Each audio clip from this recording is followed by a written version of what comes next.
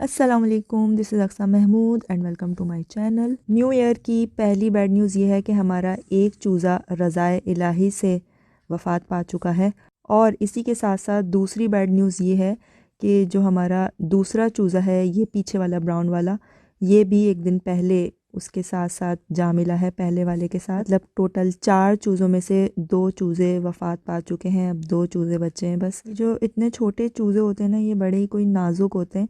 शुरू में उनकी बहुत ज़्यादा केयर करनी पड़ती है, फिर बाकी तो ये खैर 2-3 महीनों में बड़े हो जाते हैं, फिर आराम से पल जाते हैं। और सर्दियों में ख़ास तौर पे बहुत केयर करनी पड़ती है। एक चूज़ा जो है वो शायद सर्दी से मर गया था, और एक चूज़ा जो है वो जब आया था तभी वो इतना बीमार सा लग रहा था। अगर आपने शायद लास्ट क्लिप देखा हो चूज़ों वाला तो उसमें आपको पता होगा। एनीवेज़, यहाँ पर मैं स्टिचिंग कर रही थी तो एक ट्रिक आपके साथ शेयर करनी थी। वो ये कि मेरे पास ना फ्यूजिंग है रखी हुई, लेकिन वो इस वक्त मिल नहीं रही थी। जब काम का वक्त होता है ना, तो ये नहीं मिलती हैं काम की चीज़ें। तो फ्यूजिंग अगर मैं ढूंढने बैठती तो उसमें आधा 1 घंटा लग जाता। तो फिर मैंने डिसाइड किया कि उसी जो टाइम है उसी को यूटिलाइज़ करके बग़ैर फ्यूजिंग के अपने आप को थोड़ा चैलेंज दिया कि बग़ैर फ्यूजिंग के गला बनाऊंगी मैं। तो मैंने जिस तरह से फ्यूजिंग से बनाते हैं ना, तो बस फ्यूजिंग इसमें से आप माइनस कर दें, वैसे ही मैंने बनाया और बिल्कुल फिट बना, अच्छा बना, बल्कि बहुत अच्छा बना।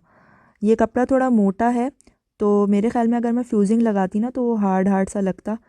तो ये मुझे बहुत अच्छा लगा, और ये बिल्कुल मैं कैजुअल यूज़ के लिए सूट सी रही थी, घर में पहनने के लिए। तो अगर आपके पास फ्यूजिंग ना हो तो ये trip trip tip trick and tips and trick, हाँ, टिप्स और ट्रिक ना मेरा मिक्स हो जाता है तो वो ट्रिप बन जाता है। तो इस टिप को फॉलो कर लीजिएगा। तो मेथड आपके सामने है। इस तरह से मैंने इसको पहले कट नहीं किया था, पहले मैंने सिलाई कर ली थी, उसके बाद कट किया था। उसके बाद देखिए मैंने इसको इस तरह से फ़ोल्ड करना है, तो मैं इसके ऊपर इसको प्रेस कर दूँगी तो बहुत अच्छी सी इसकी फिनिशिंग आ गई थी। और फिर फ़ोल्ड करने के बाद ना, अभी जैसे मैं ये प्रेस कर रही हूँ ना, इसके बाद ये अच्छी तरह से जब बैठ जाएगा ना, इसको फ़ोल्ड करके फिर पिन अप करूँगी। और फिर लास्ट में जब पूरी शर्ट सिल गई थी ना, उसके बाद फिर मैंने सुई धागे से तुरपाई कर ली थी। तो ये एक बेहतरीन ट्रिक है बग़ैर फ्यूजिंग के गला बनाने की। तो मैंने फ़र्स्ट टाइम खुद ही से, मुझे इसको समझ नहीं आ रहा था कि मैं किस तरह बनाऊँ। मैंने इस तरह से मैंने कहा ट्राई करके देखती हूँ, बहुत अच्छा बन गया। अच्छा जी, ये जो मैं सूट सी रही हूँ ना, तो ये मैंने अपनी सिस्टर से परचेज़ किया है। मैंने 2 सूट बेसिकली परचेज़ किए हैं, और 1-2 दिन में ना इसकी वीडियो जो है वो हरीम क्लोज़ेट पे अपलोड हो जाएगी।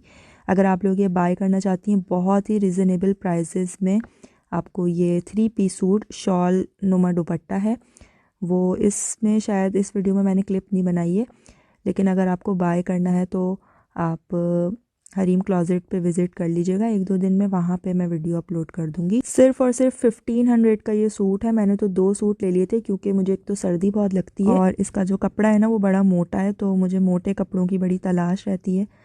तो मैंने फिर ये 2 सूट एक साथ परचेज़ कर लिए थे। सिंपल से हैं, कैजुअल यूज़ के हैं, 1-2 बार आप बाहर पहन लें और उसके बाद घर में नॉर्मली पहन लें कैजुअल यूज़ में। इसमें प्रिंट हुआ हुआ है सारा, कोई भी वो नहीं है, एम्ब्रॉयडरी नहीं है। तो मेरी ही थोड़ी सी काहली है, सुस्ती है। वीडियो जो है क्लिप्स मेरे पास पड़े हुए हैं, लेकिन मेरे पास इतना मतलब सुस्ती इतनी हुई हुई है कि मैं उसको एडिट करके अपलोड नहीं कर पा रही हूँ। कब से मैंने सिस्टर के घर से विज़िट करके वहाँ से क्लिप्स बनाए थे और सिस्टर से भी बनवाए थे, लेकिन मैंने ही सुस्ती अभी तक मैं दिखा रही हूँ और अपलोड नहीं कर पा रही हूँ। एनीवेज़, अगर वीडियो अपलोड होने का इंतज़ार आप लोग नहीं करना चाहते और पहले ही बाय करना चाहते हैं, बहुत लिमिटेड स्टॉक आया है सिस्टर के पास, बहुत ज़्यादा इसमें वैरायटी और कलर्स नहीं है, कुछ ही आउटफिट्स बचे हैं और तमाम कलर्स ही बहुत मज़े मज़े के हैं। तो अगर आपको लेना है तो आप हरीम क्लोज़ेट के बिज़नेस नंबर पर कांटेक्ट करके मुझसे पर्सनली आप मैसेज कर दीजिएगा, फिर मैं आपसे बात कर लूँगी, नहीं तो मैं 1-2 दिन में वीडियो अपलोड कर दूँगी। अच्छा, यहाँ पर ना ये दोपहर के टाइम था और गैलरी में कबूतर जो है वो आ गया था, शायद बीमार था कबूतर, तो वो पीछे छुप गया था चारपाई के पीछे। बच्चे उस पर खेल रहे थे गैलरी में, तो तब ये कबूतर आया था और पीछे छुप गया। ये क्या बना रहे हैं आप? What are you making, baby? ये मलाला, ये होल्स बना रहे हैं आप? और क्या बनाया?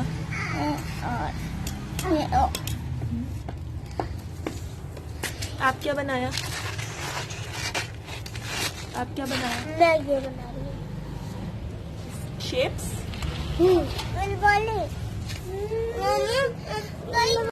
अच्छा हाँ, मैं काफ़ी दिन से ऑटोमेटिक वॉशिंग मशीन के बारे में रिसर्च कर रही हूँ।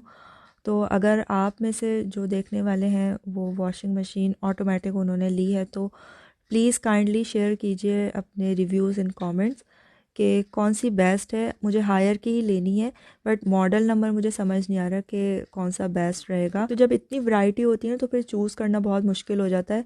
मैंने नताशा वकास की वीडियो देखी थी, उनकी जो हायर की वॉशिंग मशीन है ना, जो उन्होंने रिव्यू दिया था, तो उनकी तो 15 केजी की थी वॉशिंग मशीन। मुझे इतनी बड़ी नहीं लेनी, और जो 9 केजी की होती है वो मैंने देखी थी तो वो बहुत छोटी थी।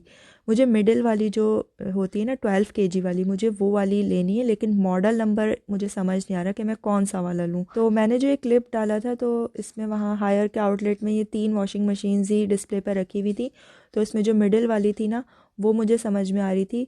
गए तो हम लोग परचेज़ करने ही थे, लेकिन फिर वहाँ पे थोड़ा सी और कन्फ्यूजन हो रही थी। 2-3 शॉप्स पे जब हम लोग गए तो फिर हबी ने कहा कि थोड़ा सा रुक जाते हैं, थोड़ी सी और रिसर्च कर लेते हैं। और फिर मैं कंफ्यूज भी हो रही थी कि 9 केजी वाली लूँ या फिर 12 केजी वाली, बहुत बड़ी तो नहीं हो जाएगी। तो आप लोग बताइएगा कि कौन सी मशीन बेहतर रहेगी। मतलब साइज़ में फैमिली हमारी बड़ी ही है, मतलब बच्चों के कपड़े काफ़ी सारे होते हैं और रोज़ाना की बुनियाद पे बच्चों के कपड़े उतर रहे होते हैं, रोज़ाना ही चेंज करते हैं बच्चे कपड़े।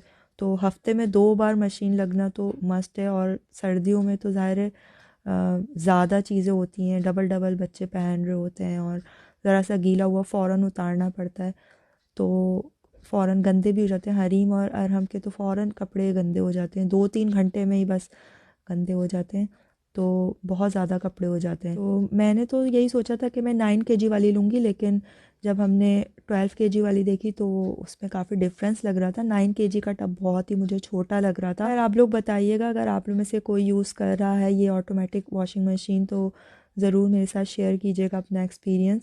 और मुझे 1-2 दिन में लेनी है तो मुझे ज़रूर सजेस्ट कीजिएगा कि कौन सा मॉडल नंबर बेस्ट रहेगा। अच्छा, यहाँ पर जो आप ये क्लिप देख रहे हैं ये मुझे पार्सल जो है भिजवाना था, तो ये पार्सल काफ़ी बड़ा था। तो ये फ़र्स्ट टाइम है कि हरीम क्लोज़ेट से इतना बड़ा पार्सल जा रहा है।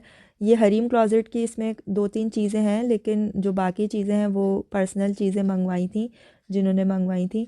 ये जैसे आप कैप्स देख रहे हैं हरीम क्लोज़ेट के ही हैं, बाकी कुछ उन्होंने अपनी पर्सनल चीज़ें रखवाई थी, तो रिलेटिव्स ही हैं इसलिए ये सब सामान जाना था। तो हमारा फ़र्स्ट टाइम था, मेरा फ़र्स्ट टाइम था कि हरीम क्लोज़ेट से इतना बड़ा जो पार्सल है वो किस तरह शिप होगा। तो ये लर्निंग मैंने इससे काफ़ी इससे लर्न किया था, तो मैंने सोचा कि आप लोगों के साथ शेयर करूं, जो शिपमेंट्स वगैरह जिनके सीओडी अकाउंट्स हैं तो उनके लिए लर्निंग हो जाएगी कि इतना बड़ा पार्सल जो है वो किस तरह से शिप किया जाता है, जिसमें इतनी सारी चीज़ें। ये शूज़ ही इतने बड़े थे, 1-2 किलो के तो ये शूज़ ही होंगे। तो पहले मैंने कोशिश की कि कुछ चीज़ें फ़्लायर्स में आ जाएँ, मेरे पास ये बस 2 साइज़ के फ़्लायर अवेलेबल हैं। तो अक्सर ऐसा हुआ है कि जैसे काफ़ी सारा सामान हो, काफ़ी सारा मतलब 2-3 सूट हों, तो हम 2-3 फ़्लायर्स में पैक करके और उन सारे फ़्लायर्स को, या 2 फ़्लायर्स हैं या 3 हैं, तो उनको आपस में टेपिंग करके और एक लेबल लगा के वो हमने तो सेंड किए हैं। लेकिन ये फ़्लायर में भी नहीं आ रहा था ये सामान, ख़ास तौर पे शूज़ के शूज़ किसी तरह से एडजस्ट हो जाएं तो बड़ा मुश्किल हो रहा था। तो पता नहीं था कि किस तरह से फिर शिप करना है। फिर हमने जो हमारा पिकअप मैन है उसको हमने बुलाया, तो उसने तो कहा कि अगर 1-2 केजी का होगा तो मैं शॉपर समेत ले जाऊंगा और ये इसके ऊपर टैग लग जाएगा और फिर शिप हो जाएगा। लेकिन जब हमने उसे शॉपर दिखाया तो कह रहा है ये तो बहुत बड़ा है, और वो उस दिन बहुत लोडेड भी था, उसकी फुल बाइक फुल हो रही थी। तो उसने कहा अगर 1-2 केजी का भी होता या 3 केजी का भी होता तो मैं ले जाता, लेकिन ये काफ़ी बड़ा पार्सल है, तकरीबन 4-5 केजी का है, तो आप इसके लिए जो है जो बड़ी वाली गाड़ी होती है ना, आप वही मंगवाएं, उसमें ये जाएगा। तो अब तक हरीम क्लोज़ेट से जितने भी पार्सल गए वो बाइक पर ही गए हैं, कभी गाड़ी हमें मंगवानी नहीं पड़ी। तो ये फ़र्स्ट हमने गाड़ी मंगवाई तो उन्होंने कहा कि ये शॉपर में नहीं जाएगा, ये कॉटन में जाएगा। तो फिर हमने कॉटन मंगवाया, उसके अंदर इस तरह से इसको पैक किया और फिर ये शिप हुआ है। तो फिर हमने टीसीएस सर्विस सेंटर पे कॉल करके गाड़ी बुलवाई थी, और फिर गाड़ी ने घर से आके ये पार्सल पिक किया था, और फिर 1 दिन के अंदर ये पहुंच गया था, मतलब ओवरनाइट डिलीवरी होती है और पहुंच जाता है।